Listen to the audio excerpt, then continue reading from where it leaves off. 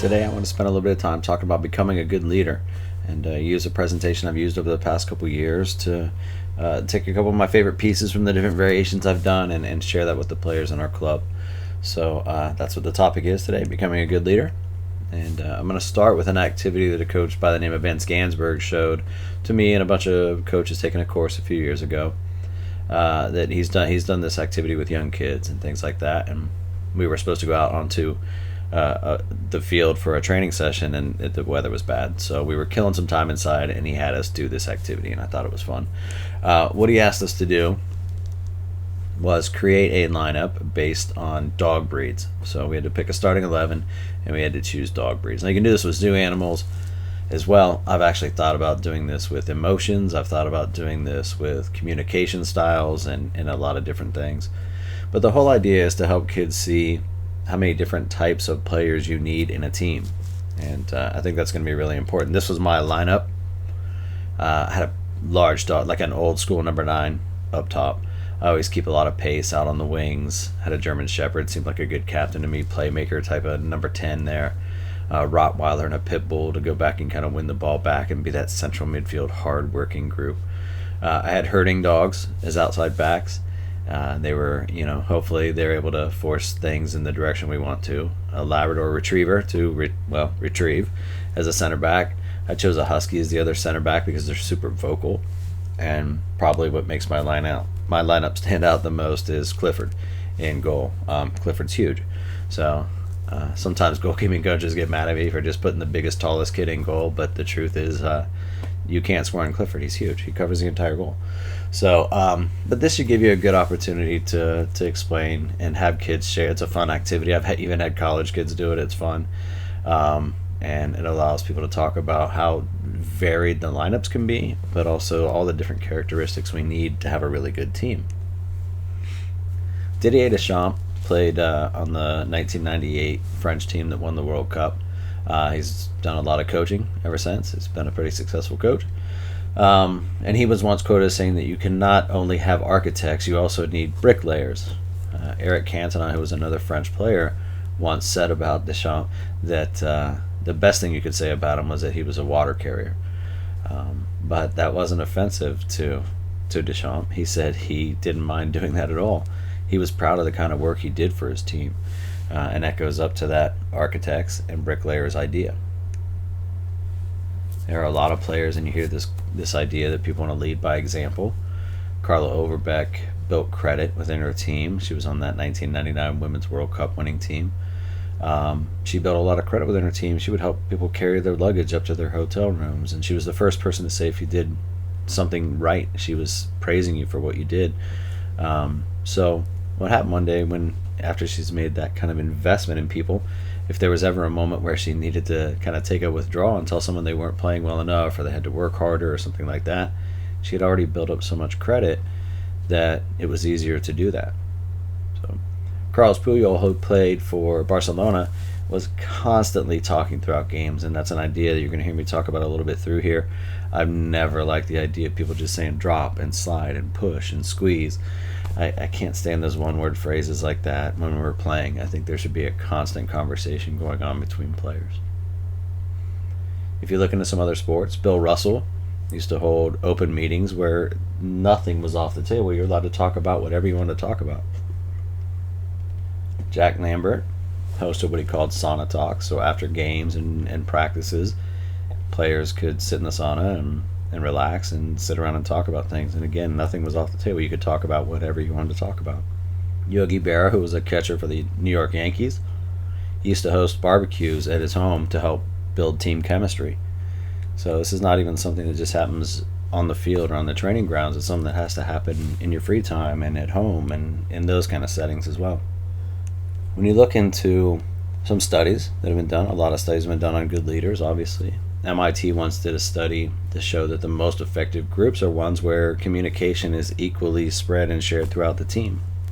That nobody ever shrunk from a conversation, nobody was ever nervous to make a point, and that points were made short and sweet. They were not these long, drawn-out opportunities for someone to prove how much they know about something. It was just, this is what the team needs right now, and this is the point that I'm trying to make. You can find those kind of stories in a book called The Captain Class by an author by the name of Sam Walker, and I'll reference that again here in this presentation.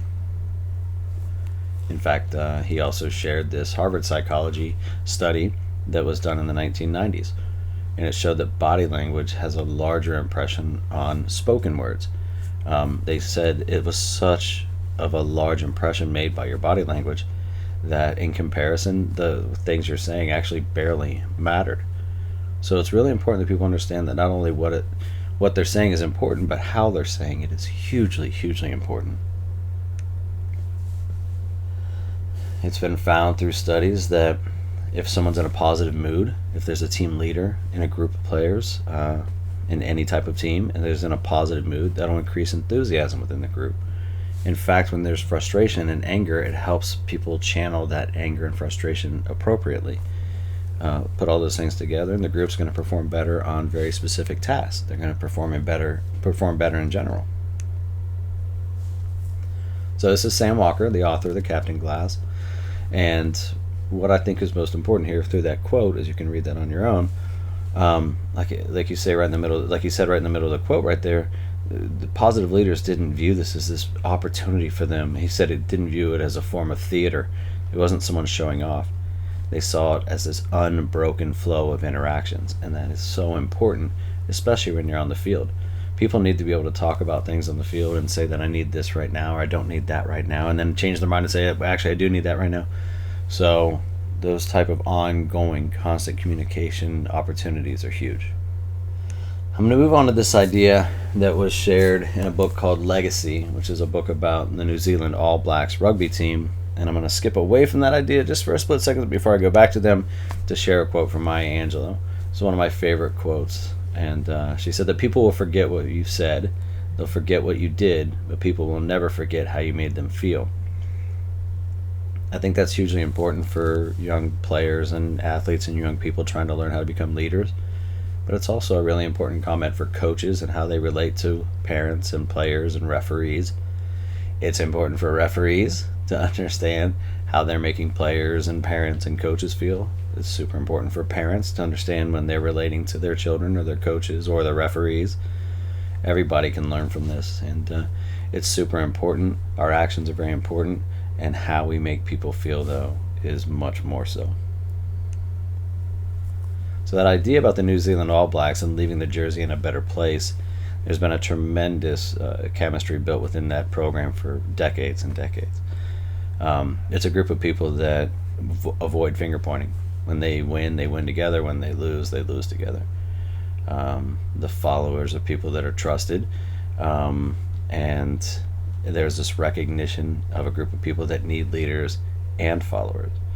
And just like we were talking about with Yogi Berra and some of the other athletes in the past, in the previous slides, a lot of this stuff is built through off-field interactions as well. You have to have those opportunities together.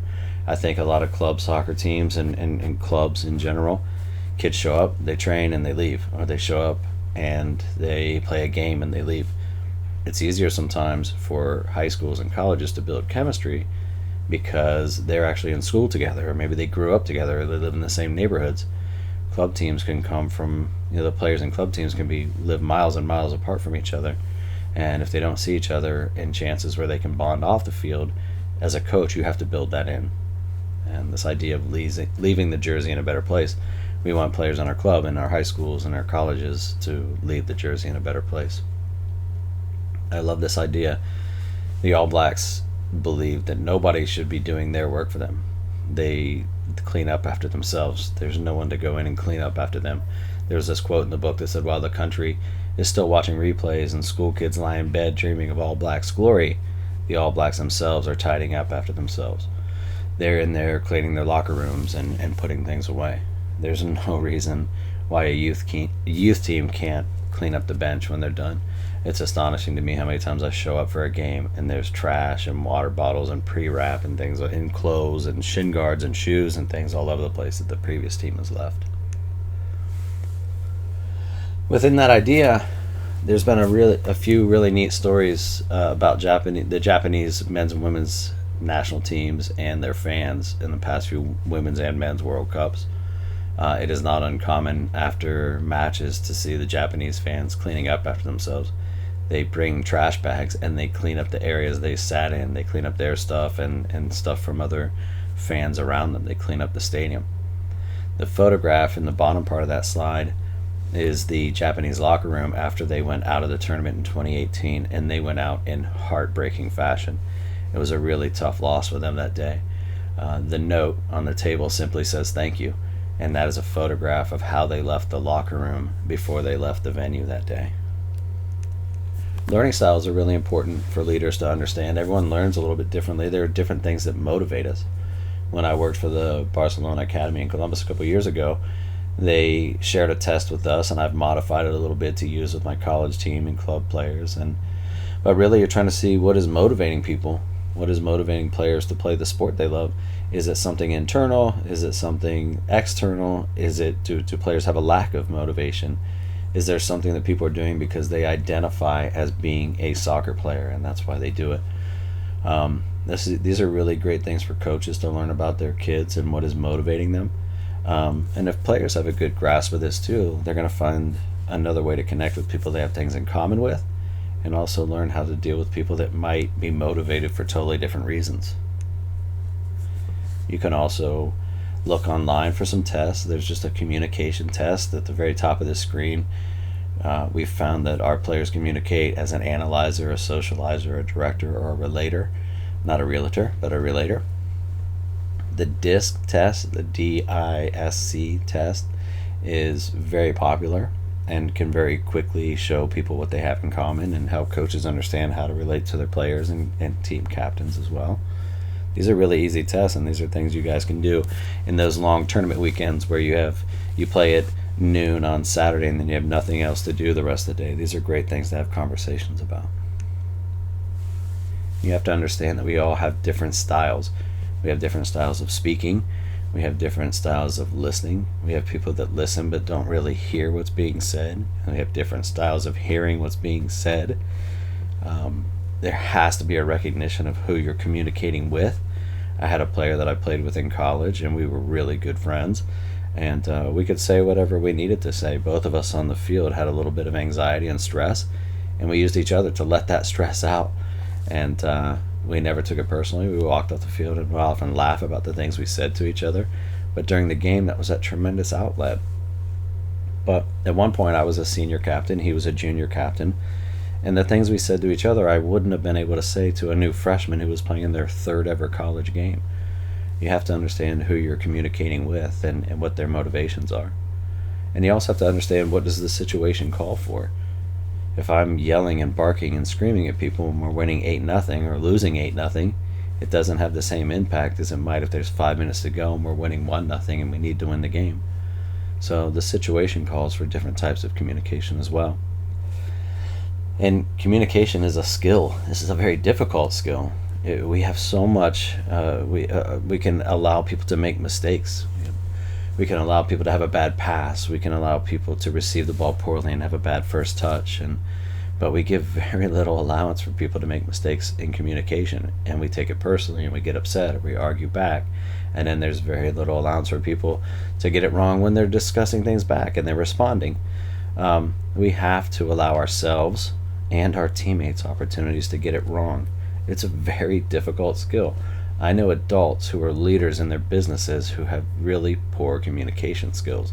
I can't expect an 11-year-old to get it right all the time, and 11-year-olds shouldn't expect their teammate 11-year-olds to get it right all the time. The same is true for middle school and high school and college kids as well. So give yourself allowance and give your teammates allowance to get it wrong, to try again, to improve. Even people that are getting it right all the time, give them an opportunity. Maybe they're just having a bad day. Maybe you're having a bad day and you heard it differently, something that was said to you. So give an allowance to each other to get it right and wrong. When you look into this idea of leadership, an author, James McGregor Burns, wrote and described 2 different types of leaders. He talked about people who are transactional, and that is that person who wants to make sure that whatever they say, the people below them do it. But the transformational leaders are the people that are engaging. They're charismatic. They reach out to their teammates and they inspire them a higher level of motivation. They are out together to work for the achievement of the goals that they have. So this is a group of leaders that focus on the values and beliefs and the needs of their team as a whole. So you should view this old style of transactional leader as kind of in the past now. The most successful leaders today are more transformational. So at that point, I say that we're going to put an end to the idea of becoming a good leader, at least as far as part one, and maybe look forward to a part two at some point after we've created a few different presentations for other things. But if you want to discuss some of these things or have questions, please do that. Share that with us. Share that with us when you see us on the field. Share it with us through the comments. But let us know if you have any questions.